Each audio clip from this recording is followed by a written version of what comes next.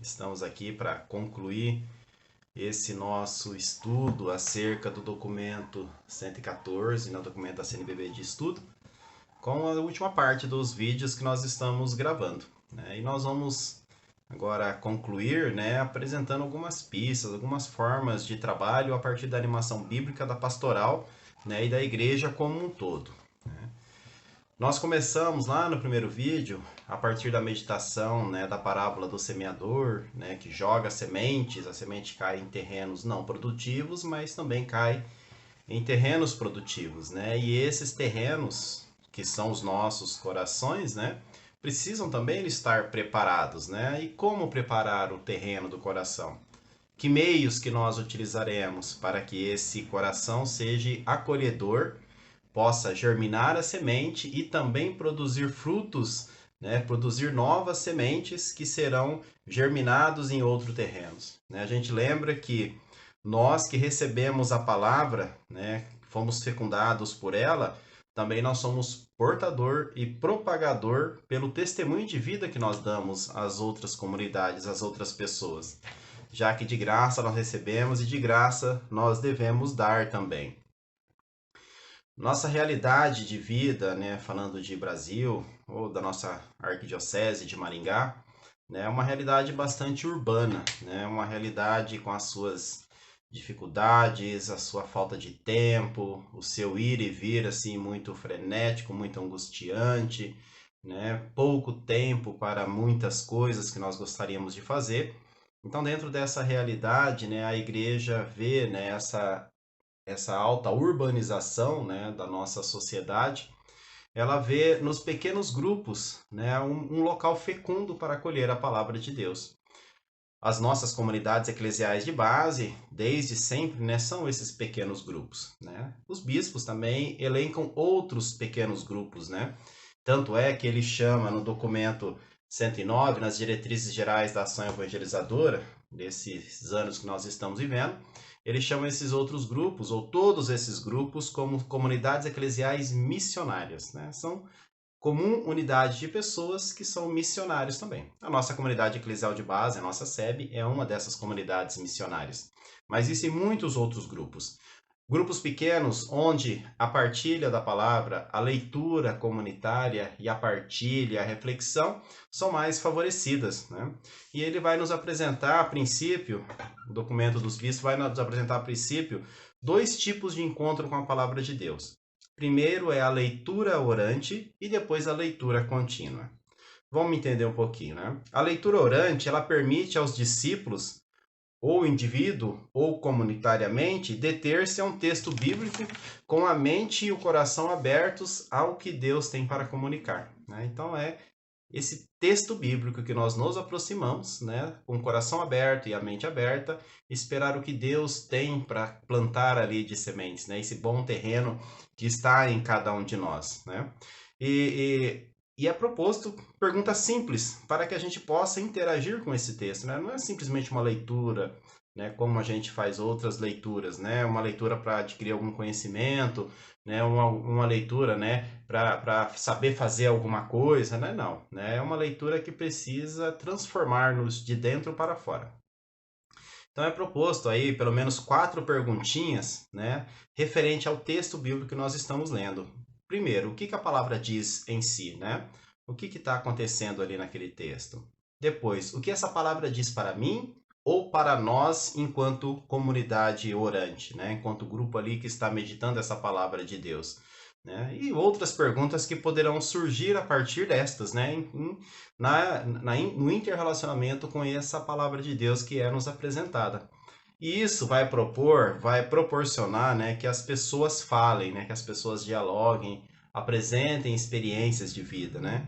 É muito assim, é muito bonito quando a gente participa, por exemplo, de grupos de reflexão, né, onde assim tem pessoas mais humildes, pessoas mais intelectuais, né, com um conhecimento um pouco maior, trocam experiências, um a partir do seu conhecimento intelectual e outras a partir do seu conhecimento de vida, né, a sabedoria que Deus deu para elas e quão ricas são essas sabedorias, né? Isso tudo a partir da palavra de Deus, né? Então, esse primeiro encontro, a leitura orante. O outro encontro é a leitura contínua da palavra de Deus, né? É você pegar, né, ler, né, um texto bíblico, né, um livro bíblico do início ao fim, né? Porém, tentando entender ou buscando outros elementos, outras informações, até mesmo na introdução de cada um desses livros, o que está acontecendo, uma ambientação, o contexto histórico, a problemática que ali está sendo trabalhada, né, a forma literária como está sendo escrita aquele texto,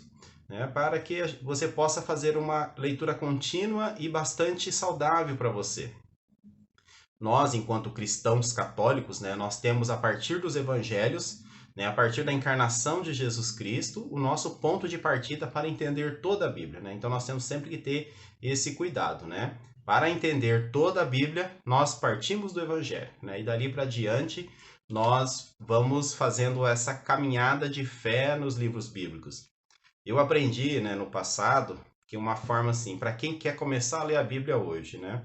Não sabe por onde, né? A gente não recomenda começar lá no Gênesis, né? E vir indo até Apocalipse, né? Não é assim uma leitura muito recomendável para quem está começando. Como nós somos cristãos novamente, né? O ideal é nós começarmos pelo Novo Testamento ou Segundo Testamento, que é uma terminologia nova que está sendo usada, né? A partir dos Evangelhos, principalmente as cartas, né? Começando a ler pelas cartas paulinas, as cartas católicas, né? Todas aquelas cartas ali, né, dos apóstolos e de pessoas que escreveram em nome dos apóstolos, porque ali tem a dinâmica da comunidade, né, das comunidades nascentes, que é muito parecida com a dinâmica das nossas comunidades hoje em dia. Então, uma dica é que eu aprendi e repasso, não tenho o costume de ler a Bíblia, gostaria de ler. Como eu faço? Comece pelas cartas paulinas e cartas católicas, né, que são todas aquelas cartas ali que vão depois dos Atos dos Apóstolos. Aí sim você vai agregando os evangelhos, os atos dos apóstolos, que também é a vivência das primeiras comunidades, e depois a gente parte para os textos do Antigo Testamento. Da leitura orante, da leitura contínua, né, surge-nos também uma outra possibilidade de encontro com a palavra de Deus, que é a chamada Lécio Divina, né, muito parecida com a leitura orante. Às vezes a gente junta as duas como uma só, né, forma de encontro com a palavra, leitura orante, Lécio Divina, né? Elas são muito parecidas e às vezes a gente coloca como uma única indicação. A Lécio Divina, ela é um pouco mais aprofundada, né? Ela pede-nos alguns passos a mais, né? Ela adentra no texto bíblico a partir, né, do que ele nos propõe, a partir desse encontro com a palavra de Deus, né? E propõe-nos 4 passos fundamentais para que essa Lécio Divina seja frutífera, né? O Papa Bento XVI, na sua exortação apostólica Verbum Domini, ele vai explicar certinho quais são esses passos. E eu vou ler textualmente, né, o que o livro nos apresenta na página 117. O Papa Bento XVI começa assim, ó. Comece a leitura do texto que suscita interrogações sobre um autêntico conhecimento do seu conteúdo, né? Primeiro, como que busca esse autêntico conhecimento? O que diz o texto bíblico em si? O que ele está falando em si? Bem parecido com a leitura orante. Sem esse momento, corre-se o risco de que o texto se torne somente um pretexto para nunca ultrapassar os nossos pensamentos, né? Aquele negócio de você pegar frases desconexas da realidade do texto bíblico para utilizá-la para alguma coisa, né? Então são pretextos, né? Segue-se depois uma meditação, né, durante a qual aí nos perguntamos: o que nos diz o texto bíblico? O que ele diz a cada um de nós? Aqui, cada um, pessoalmente, ou também numa realidade comunitária, deve deixar-se sensibilizar e pôr em questão, porque não se trata de considerar palavras pronunciadas lá no passado, mas no presente, né? A palavra de Deus é sempre atualizada. Sucessivamente, chega-se ao momento da oração, né, a oratio, né, no latim, que supõe a pergunta: que dizemos ao Senhor em resposta à sua palavra? Então, primeiro passo, que Deus, o que o texto diz em si. Segunda palavra, o que nos diz o texto, né, o que Deus nos diz para mim pessoalmente ou para mim comunitariamente com os meus irmãos. E em seguida a minha resposta, né, o que eu digo ao Senhor a partir dessa palavra. A oração, né, enquanto pedido, intercessão, ação de graças e louvor, é o primeiro modo como a palavra se transforma. Finalmente, a Lécio Divina conclui-se com a contemplação, né, com a oração, durante a qual assumimos como dom de Deus o seu próprio olhar, ao julgar a realidade e a interrogar-nos: qual é a conversão da mente, do coração e da vida que o Senhor nos pede a partir dessa palavra. Pois bem, esses 3 momentos de encontro da palavra de Deus, leitura orante, leitura contínua e lécio divina, né, são os modos que a igreja nos apresenta para nós nos aprofundarmos, né, na palavra de Deus. Mas como que eu pego um texto para a leitura orante ou para a lécio divina? Né? A leitura contínua eu já expliquei, né? Um texto do início ao fim, praticamente. Mas para a leitura orante e para a lécio divina, né, não dá para você fazer dessa forma. O ideal, que é recomendável, é você acompanhar a liturgia diária, né? As leituras que a igreja nos propõe dia por dia, né? Nos finais de semana, né, no ciclo litúrgico dos anos A, B e C, que inclusive nesse ano de 2021 nós estamos meditando o Evangelho de Marcos, né? Estamos no ano B. Nas semanas, né, nós temos, né, os evangelhos, né, fixos para cada dia da semana, primeira leitura e salmo variando conforme o ciclo ano positivo, ano par, ano ímpar, né? Então, a partir dessas leituras, nós fazemos a leitura orante ou a lécio divina. Não precisa ser só nos evangelhos, pode ser na primeira leitura, ou até mesmo nos salmos, ou até na segunda leitura dos finais de semana. Então, essa seria uma orientação, né, também para que a gente possa fazer a leitura orante. Então, de manhã ou à noite, né, quando a gente medita o Evangelho do dia, a primeira leitura do dia, poder fazer essas perguntas. Né? O que o texto diz em si? O que ele diz para mim? O que eu digo para Deus a partir dessa palavra? E uma oração, né, de contemplação, de pedido também a Deus. A partir desses métodos de leitura, né, nós chegamos também, né, aquela forma, né, que foi nos apresentada nos documentos de Puebla e Medellín, né, que é o ver, julgar e agir, né? O julgar passa pela palavra de Deus, né? A gente já ouviu, usa muito isso, né, nas nossas atividades pastorais. As campanhas da fraternidade todo ano trazem, né, essa forma de olhar a realidade, né? Ver algo que está ali, não está de acordo com o projeto de Deus, julgar essa situação a partir da palavra de Deus e propor uma ação, né? Então isso tudo brota da palavra de Deus. Atualmente o Papa Francisco, né, ele usa outros 3 verbos, né, para também falar da mesma coisa, né? O ver, o Papa Francisco coloca como contemplar uma realidade. O julgar, o Papa Francisco usa discernir. E o agir, ele mantém o mesmo verbo, né? Então, esse contemplar, discernir e agir, né, impulsionados pela palavra de Deus. E é somente nela que nós vamos encontrar essa força, esse dinamismo, para que possamos julgar a realidade, né? Quem escuta a palavra de Deus, né, nunca permanece o mesmo, sempre muda, né? Então as nossas realidades, né, elas sempre são novas, né, elas sempre são atuais de hoje e nós precisamos buscar na palavra de Deus esse discernimento acerca dessa realidade, dessa atualidade, né? E a leitura vai nos aprofundando, né? Vai nos levando ao mais profundo de nós, né? Ela deve nos transformar como um todo, né? E ela deve ser concretizada, por exemplo, na caridade, na ajuda mútua entre os irmãos e irmãs, né? Oferecer o amor que nós recebemos de Deus para tantos e tantas irmãs e irmãos que estão aí, né, com alguma situação, né, delicada em sua vida. Primeiro, a fraternidade entre nós, né? No Antigo Testamento, ou Primeiro Testamento, né, que é a nomenclatura que a gente tem usado com mais frequência agora, está repleto de situações de briga entre irmãos e irmãs, né? A gente lembra ali a briga de Caim e Abel, né? Até que Caim mata Abel. A briga dos irmãos, os filhos de Abraão, né? Ismael e Isaque. Depois Esaú e Jacó e tantas outras brigas entre irmãos, né? Nós precisamos superar isso, né? E em Jesus Cristo, quando ele encarna, ele restaura, né, isso que estava dividido, né? Essa briga entre irmãos, tornando-nos todos nós irmãos e irmãs uns dos outros, né? E aí as dificuldades, as dores, as necessidades são partilhadas entre todos nós, irmãos e irmãs. Isso nos leva à solidariedade, né? A ajudar o próximo, a ajudar a todos, porque afinal de contas nós somos irmãos e irmãs. Nós só temos essa constatação, né, que somos irmãos e irmãs a partir da palavra de Deus. Sem ela, nós ficamos assim num relacionamento com Deus muito intimista, né, muito eu e Deus, né, ou pior, muito subjetivista, né, muito relativismo, né, tanto faz, né, que é o tal do tanto faz, né. eu e Deus, né? As outras situações tanto faz, né? Sempre teve pobre, então vai continuar tendo pobre, né? Sempre passou dificuldade, continua passando dificuldade, né? O interessante é eu e Deus. Não, né?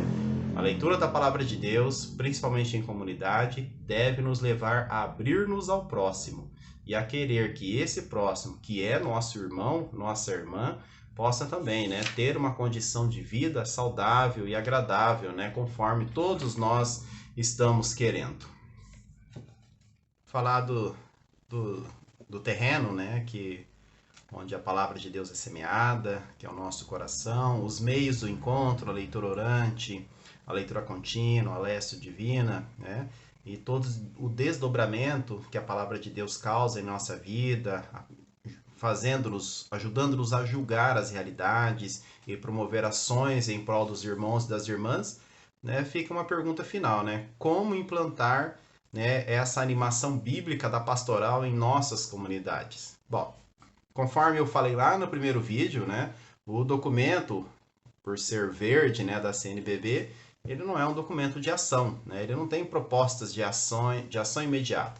Ele é um estudo, né? Pode ser que no futuro ele venha a se tornar, né, um livro no modelo azul, né, que daí sim é de ação, né, de trabalho, né, com pistas, com indicações, com modo de agir. Mas por enquanto é esse estudo, né, para que a gente vá nos animando. Mas como então implantar a animação bíblica da pastoral em nossas comunidades? Primeiro, que não é assim uma campanha, né? Não é um projeto, não é uma ação, um planejamento que a gente vai ter o começo, o meio e depois o fim e fazer a avaliação. Por quê? Porque ela tem que ser contínua. A palavra de Deus em nossa vida, ela deve permear todos os momentos dela, assim como todos os momentos das nossas pastorais, das atividades das nossas comunidades, dos movimentos, dos serviços, né, de todos os organismos que estão envolvidos na igreja e com a igreja. Então ela deve ser permanente, né? O livro nos traz no capítulo 7, né, a palavra processo, né? Ela deve ser um processo crescente dentro das nossas atividades. Então ela precisa, no mínimo, né, fazer com que as nossas comunidades, as nossas pastorais e movimentos, né, usem os tempos fortes durante o ano que a igreja proporciona para se aprofundar na palavra de Deus. Por exemplo, né, o dia da Bíblia, né, que é lá no terceiro domingo do tempo comum, né, bem no comecinho do ano, quando o Papa Francisco instituiu, né, o dia da palavra de Deus, né, é assim que é o termo que o Papa Francisco coloca, né. Usar esse domingo, né, que normalmente é lá em janeiro, para que nós possamos aprofundar, né, incentivar e valorizar a aproximação da palavra de Deus. Assim como todo o mês de setembro, né, em especial aí sim, o dia da Bíblia, né, que é o dia de São Jerônimo, né, mas todo mês de setembro vivenciar esse mês com cursos, encontros, retiros, celebrações da Bíblia, né, atividades ecumênicas também, ações sociotransformadoras, né, impulsionadas pela palavra de Deus. Então, que nós possamos partir desses momentos já fixados pela igreja no Brasil, para que nós possamos iniciar a animação bíblica das nossas pastorais e movimentos, né? Tanto a nível arquidiocesano, que também é da onde vão ser demandadas outras ações, quanto a nível paroquial e principalmente a nível local. Nas nossas comunidades eclesiais de base, né, nos nossos grupos de vivência, né, nas nossas reuniões, nos nossos pequenos encontros, né, nos grupos da Pastoral da Juventude, né, nos grupos de outras pastorais juvenis, né, que são muitos e variados, né, grupo de reflexão, né, grupos de oração e outras pastorais movimentos. Então, ter a Bíblia, né, sempre como esse ponto de partida, né? Eu tenho feito a experiência agora recente, a partir, obviamente, do estudo desse livro, né? E também do outro documento, do outro livro do Frei Reinhardt, que nós estamos estudando na Arquidiocese de Maringá, né? Essa experiência de começar com um aprofundamento na palavra de Deus, né? E eu vejo isso um bom ponto de partida para a animação bíblica da pastoral. Você, utilizando do evangelho do dia, da primeira leitura do dia, ou de uma outra leitura, né, que cabe bem ali com aquele momento que a comunidade está vivendo, fazer uma leitura compassada, fazer uma reflexão, o que o texto diz, o que o texto diz para nós, o que nós falamos a Deus a partir desse texto, e uma oração conclusiva, Então, são gestos simples que a gente vai aprofundando, incorporando cada vez mais a palavra de Deus em nossas vidas, em nossas comunidades e em nossos trabalhos, né?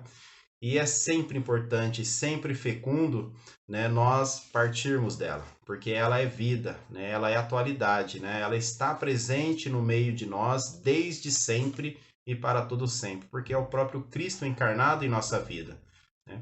Nada substitui, né, essa vivência da palavra de Deus. Apesar que nesse tempo pandêmico, né, que nós estamos aí enfrentando e graças a Deus já, né, sinalizando para o seu fim, nós nos distanciamos um pouco, né? Tivemos que usar esses recursos, que graças a Deus eles existem, né? Mas nada substitui o encontro pessoal. Até lá nós vamos, né, usando desses recursos aqui para poder propagar a palavra de Deus, né? Tem as suas vantagens, né? Que a gente pode ouvir, né? Esses vídeos que eu estou gravando, você pode ouvir em qualquer lugar, a qualquer momento, né? Também pode ouvir em comunidade, mas sempre, né? Buscando, dentro do possível e com segurança, partilhar pessoalmente a vivência da palavra de Deus. Porque a vivência da palavra de Deus, ela é sempre uma vivência, uma escuta pessoal e comunitária no Espírito que fala à igreja. O Espírito Santo sempre falou à igreja e continua falando. Quando essa igreja se reúne com a predisposição de ouvi-lo, né? Prepara o terreno do coração para ouvir essa palavra de Deus. Quando essa semente encontra um bom terreno, ela gera comunhão. Apesar de diversas e diferenças, né, e de polarizações que nós temos em todos os ambientes da sociedade, inclusive dentro da igreja, é a palavra de Deus que ilumina a nossa vida. Concluindo, né, esse tempo bonito, né, esse momento, né, especial que nós aprofundamos um pouco, né, do livro, né, da CNBB, o documento de estudo 114. É importante, né, que todos comprem, que todos leiam, né, o documento também, tenham as suas conclusões, né, as suas formas de trabalhar depois, né, a partir dele, né, eu colocando aqui um pouco do meu ponto de vista também, né, mas é importante nós fazermos o estudo, fazer o estudo em comunidade também, né, comunitariamente, né. Os bispos concluem assim, né, então, esse livro. Trazendo na mente e no coração a parábola do semeador e sua explicação pelo próprio Senhor, a igreja no Brasil, então, é convocada a unir forças e, na consolidação das comunidades eclesiais missionárias, investir assertivamente na animação bíblica da pastoral, né? Então, nós somos chamados a esse processo, né? Despertar, incentivar e aprofundar a animação bíblica nas nossas pastorais, né? Porque nós vivemos, né, hoje um tempo de forte individualização, né? O consumismo muito forte, né? Tudo é consumido, é descartado e precisa ser reconsumido novamente, né? E isso leva muito distanciamento, né? Então nós precisamos inverter essa lógica da nossa atualidade, dessa mudança que a época está, né, nos apresentando aí, nós precisamos reverter isso, né? É necessário que nós voltemos o olhar para a palavra de Deus, a sua meditação e a sua inspiração para que as nossas vidas possam novamente ser transformadas, né? Nós estamos num tempo em que a animação bíblica da pastoral adquire características de urgência, né? Olha só, né? É urgente essa animação bíblica das nossas pastorais, né? E não adianta a gente ficar reclamando que os terrenos são ruins para semear, né? Que infelizmente são um pouco ruins atualmente, né? Mas nós precisamos lançar a semente, assim como o próprio Cristo, que é o semeador, que semeia a si mesmo, né? Ele lança a semente em todos os terrenos. Com certeza vai cair num terreno que vai produzir frutos. Vai produzir 100, vai produzir 60, vai produzir 30, mas vai produzir, né?